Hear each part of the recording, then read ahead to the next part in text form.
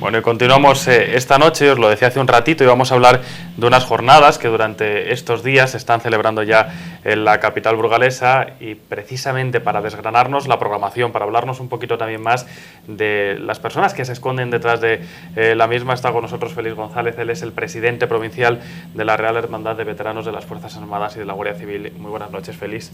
Buenas noches, Aldo. Gracias por estar con nosotros para presentarnos precisamente estas jornadas que han comenzado este mismo martes y que tratan sobre la cultura de la defensa en Burgos. Luego vamos a hablar de las jornadas porque es algo, yo creo, que está más que consolidado ya dentro de la agenda de nuestra ciudad, sobre todo más o menos en estas fechas, pero para aquellas personas que no sepan muy bien en qué consiste eso de la delegación provincial de la Real Hermandad, ¿cuál es su objetivo y cuántas personas configuréis al final la Real Hermandad, Félix? Bien, la Real Hermandad de Veteranos de las Fuerzas Armadas y de la Guardia Civil empezó en el año 57, es decir, ya lleva muchos años, 1957, con el nombre de Hermandad de Retirados y Viudas de las Fuerzas Armadas, concretamente del Ejército y de la Guardia Civil.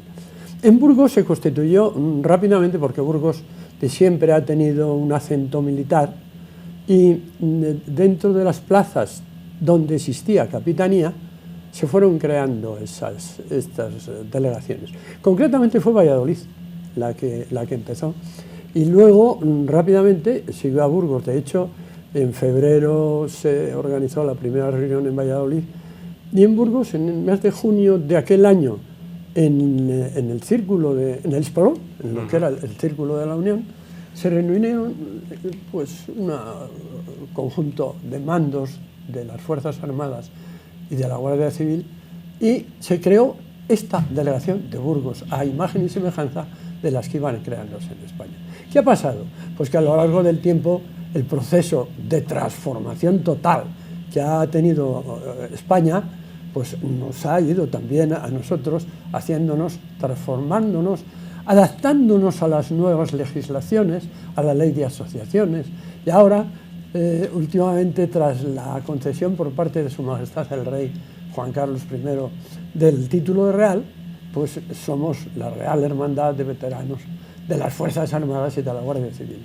Félix, mientras le digo a mis compañeros que nos controlen un poquito el sonido, que se nos meta aquí en plató, porque si no nos vamos a quedar sordos al final, hablamos un poquito de la historia de la Real Hermandad, de las delegaciones provinciales que existen en la actualidad. ¿Cuál es el acometido actual dentro de esa adaptación que a lo largo del tiempo ha llevado a cabo la organización? Pues en este momento somos 54 delegaciones provinciales. Unas están en la capital de la provincia y otras no. Otras están en islas, por ejemplo, otras están en destacamentos importantes, por ejemplo Gerona, que hemos estado hace poco en Barcelona celebrando el Día del Veterano, pues allí están Figueras, o en Murcia, está en Cartagena.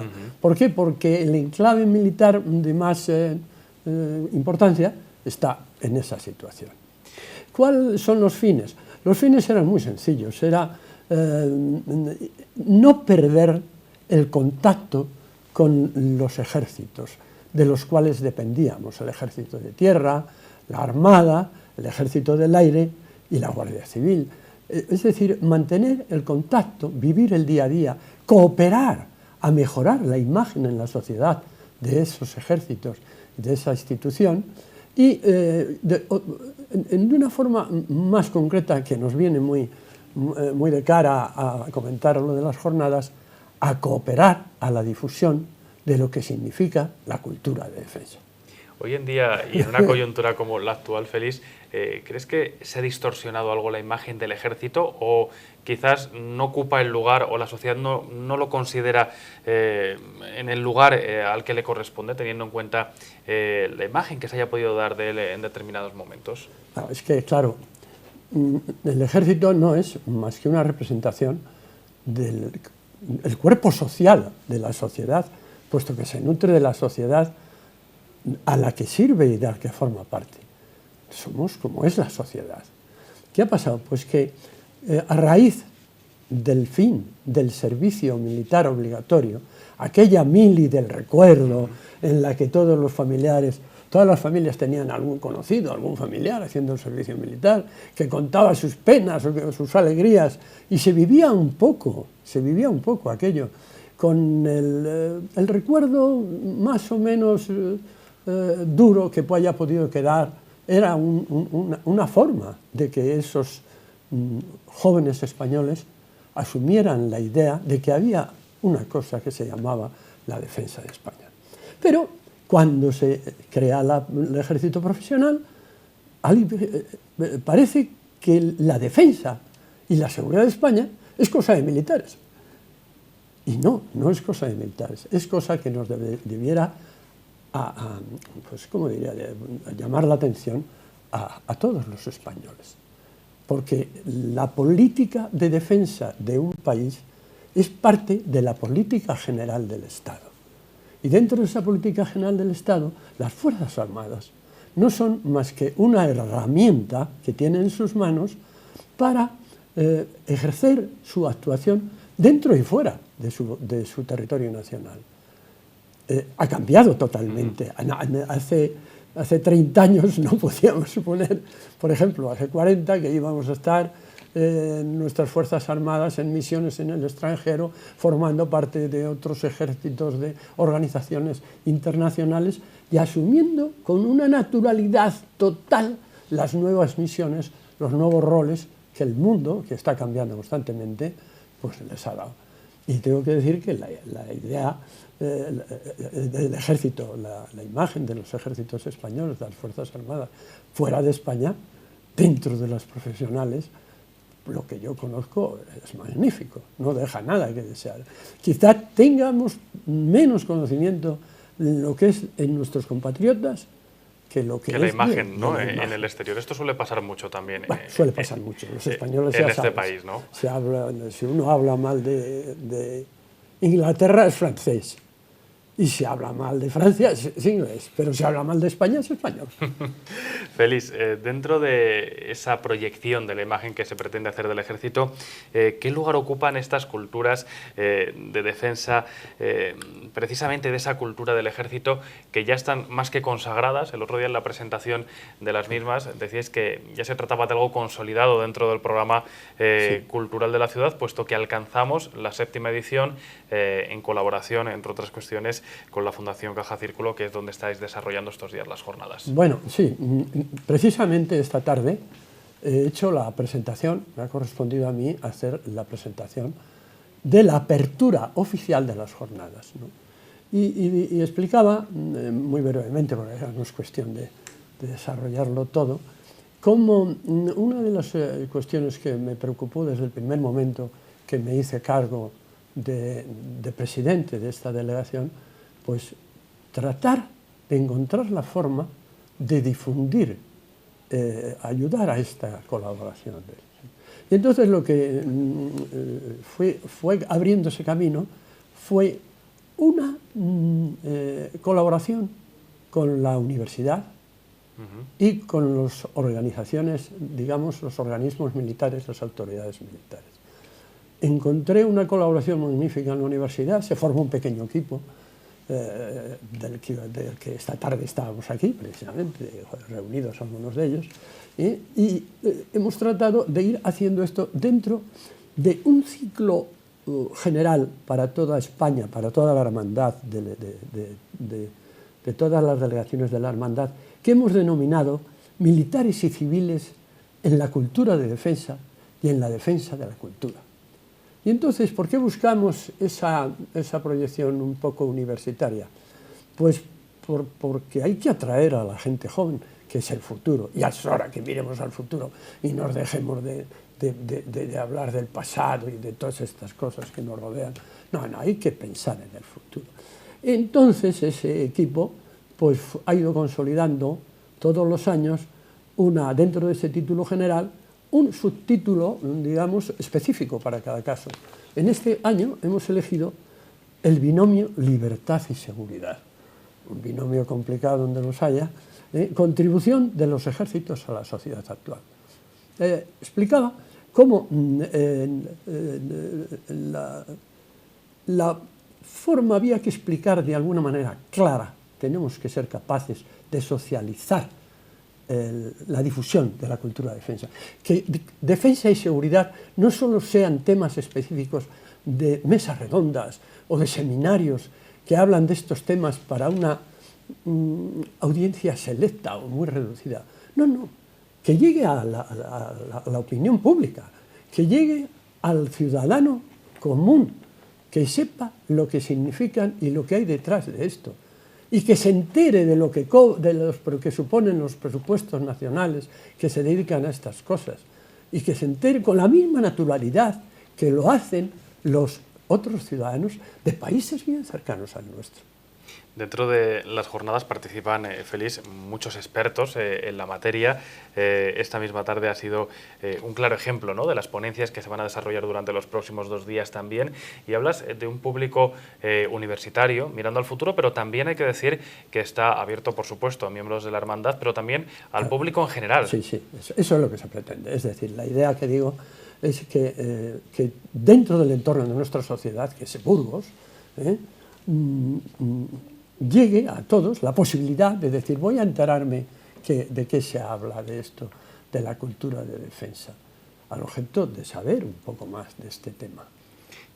¿Qué nos puedes, y perdona que te interrumpa, Félix, decir de aquellos ponentes, aquellas personas que participan dentro de las jornadas? En el caso de esta misma tarde, vemos que existen o ha existido la participación de profesores, de miembros también de la propia Asociación de Historia Militar. En definitiva, imagino que de lo que se ha tratado es de dar esos puntos de vista también, quizás más profesional, pero también el más académico o aquel que está más en contacto con las instituciones académicas. Es decir, que lo podamos ver opiniones distintas procedentes de distintos ángulos, de civiles y de militares.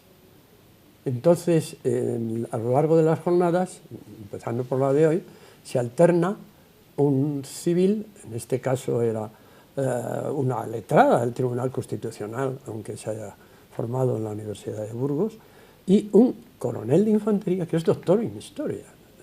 Entonces, cada uno de ellos ha expuesto una de las cosas. Mañana se hablará de los desafíos a nuestra seguridad nacional por parte de un capitán de navío, alguien de la Armada, destinado en el Instituto Español de Estudios Estratégicos. Y la cuarta ponencia la dará un catedrático de Derecho Penal de la Universidad de Valladolid. Pero tanto hoy, que actúa de moderador un profesor titular acreditado como catedrático, don Miguel Ángel Iglesias Río, de Derecho Penal de la Universidad de Burgos. Y mañana la catedrática, doctora Cristina Borreguero, actuará como moderadora dentro de ello. Y luego el último día, la tercera jornada, que es la quinta ponencia, solo es una. Lo mismo que estos 2 días van a ser 2, martes y miércoles, el jueves solo será una, y hablará un profesional que está ahora al mando de un batallón de asuntos civiles, una cosa muy interesante en el ejército, que no teníamos nosotros cuando estábamos en época se empezó a formarse junto con las misiones extranjeras, cuando las misiones de paz, que hablará de las misiones que se hace en ese punto de vista, algo verdaderamente interesante. Sobre todo para conocer cuál es la práctica, ¿no?, qué es lo que se está haciendo en estos momentos, que la gente conozca en qué consiste ese trabajo. Tiene gente en todas las misiones que se están desarrollando fuera de España. Y entonces está haciendo las labores de carácter cívico que interesan para contactar con la sociedad civil de cada entorno. Y actuará como moderador el coronel Jesús María Cirujano Pita, que es el subdelegado de defensa. Y se clausura el ciclo, el día 8. El miércoles se clausura el ciclo y que pretendo que se haga por medio del rector de la universidad y el gobernador militar de Burgos. Es decir, las dos autoridades que representan un poco las instituciones que firmaron la creación en su día de la cátedra Almirante Antonio Valdés y Bazán, que hay que ponerla en marcha y empezar a funcionar y meter cosas ahí. Nosotros hemos resumido estas jornadas rápidamente. Lo cierto es que se podría profundizar mucho más en cada una de las ponencias o en cada uno de los intervinientes durante los próximos días, pero ¿cuánto trabajo tiene detrás de sí la organización de unas jornadas como estas, teniendo en cuenta que se conjuga a la perfección al final el mundo académico con el mundo profesional y que tras de ello, además, hay una labor de difusión importante porque es el objetivo, ¿no?, que participen los universitarios, que participen participen los miembros de la hermandad, pero sin olvidar en ningún caso a la sociedad general. Bueno, la verdad es que sería largo y prolijo explicar esto. Lo que hemos pretendido, el equipo de organización, es implicarnos en la sociedad burgalesa, de tal manera que hemos dedicado anteriores jornadas, ciclo de jornadas, por ejemplo, a establecer contacto con el Tribunal Superior de Justicia de Burgos.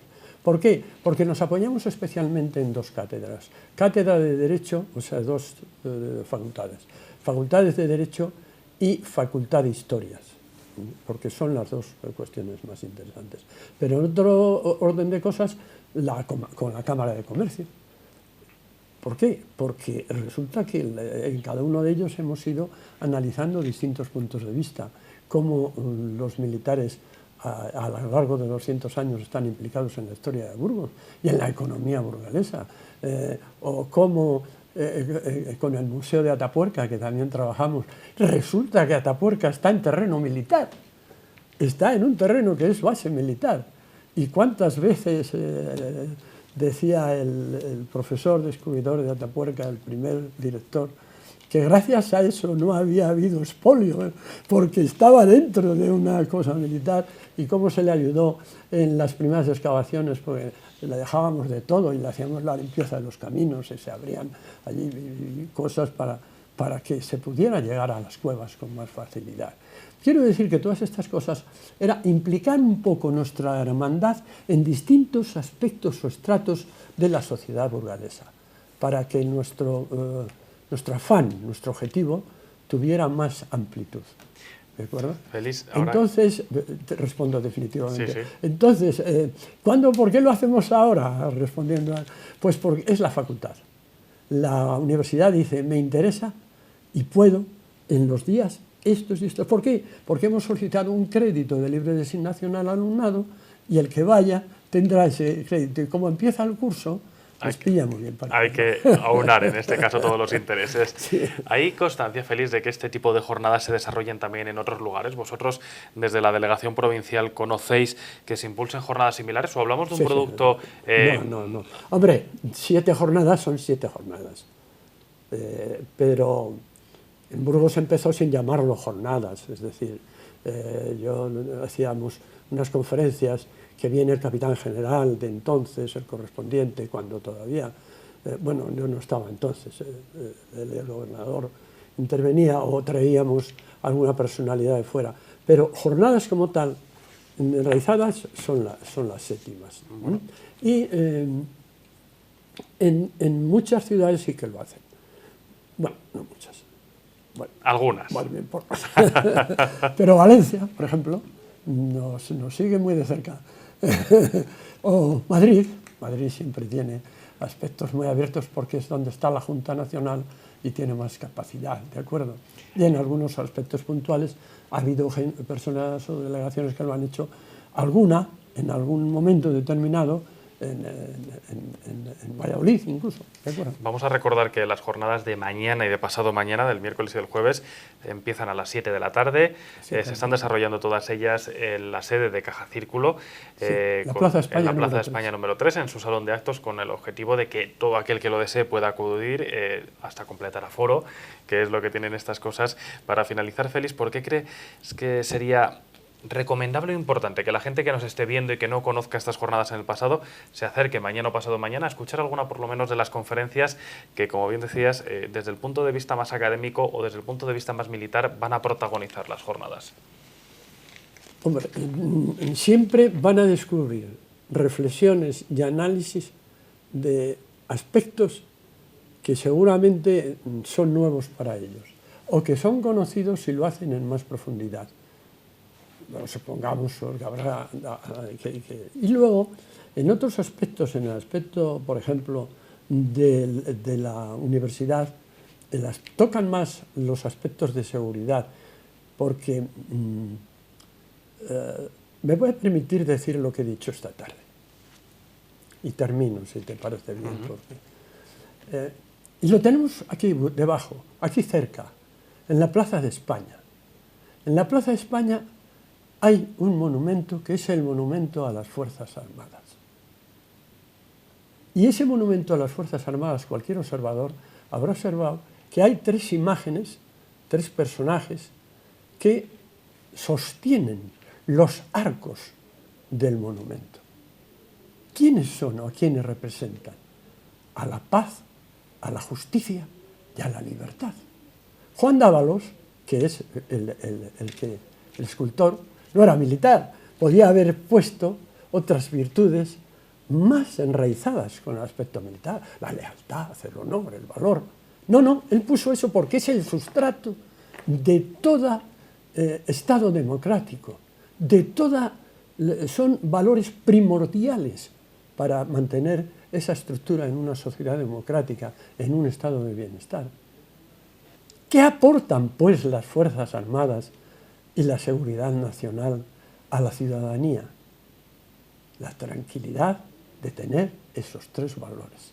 Algo tendrá que ver las Fuerzas Armadas con su sostén cuando hasta un autor que hace 32 años, un escultor que hace 32 años montó ese monumento, se fijó en ese detalle y dijo, aquí tengo que poner las tres cosas más importantes.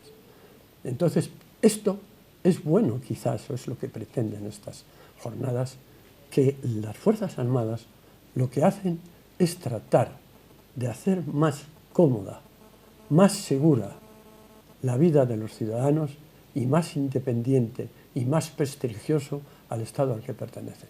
Félix, muchísimas gracias por haber estado con nosotros y que sean un éxito estas jornadas. Muchas gracias. Y nosotros continuamos.